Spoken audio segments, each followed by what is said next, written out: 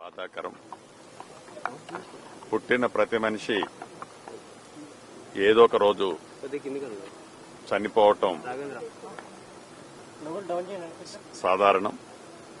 కానీ ఆ పుట్టిన ప్రతి మనిషి తను బ్రతుకున్నప్పుడు ఏం చేశాడు అన్నది ఈ సమాజం ప్రతిదీ గమనిస్తూ ఉంటుంది. పెద్దలు రామోజీరావు గారు ఒక సామాన్య రైతు కుటుంబంలో పుట్టి అంచెలంచెలుగా ఒక పత్రికా రంగానికే కాదు, ఒక సినిమా రంగానికే కాదు, ఒక వ్యవసాయ రైతన్నలకు అండగా, మహిళలకు అండగా, నీటి పొదుపు విషయంలో అండగా,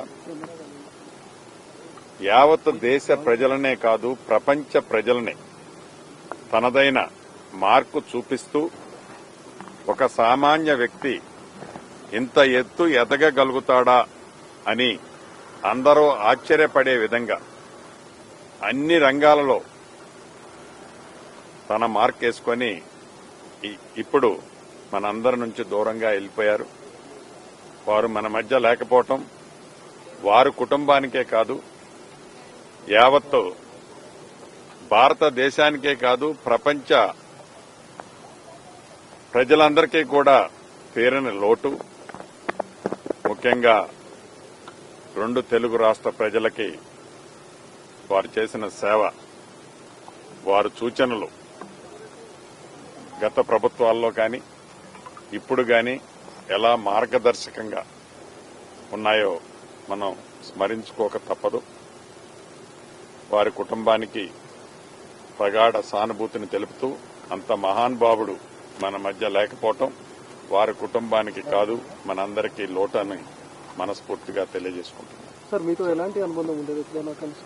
ఒక్కసారే కలిశాను. వారు ఏదో మన కాళ్ల ముందు కాకుండా ఏదున్నా ఒక మనిషి తనదే ఎగ్జాంపుల్ గా చెప్తుండేవారు. తను వ్యవసాయ కుటుంబం నుంచి వచ్చిన దగ్గర నుంచి ఎలా కష్టపడి, ఎలా విలువలకి విశ్వసనీయతలకి ఎలా ఉండాలి అనేది తను మాట్లాడిన కపుల్ ఆఫ్ మినిట్స్ లో వారి సూచనలు ఇప్పటికే నాకు గుర్తున్నాయి. తప్పకుండా అధికారులతో మాట్లాడుతున్నారు ముఖ్యమంత్రి గారు, క్లారిటీ వస్తుంది.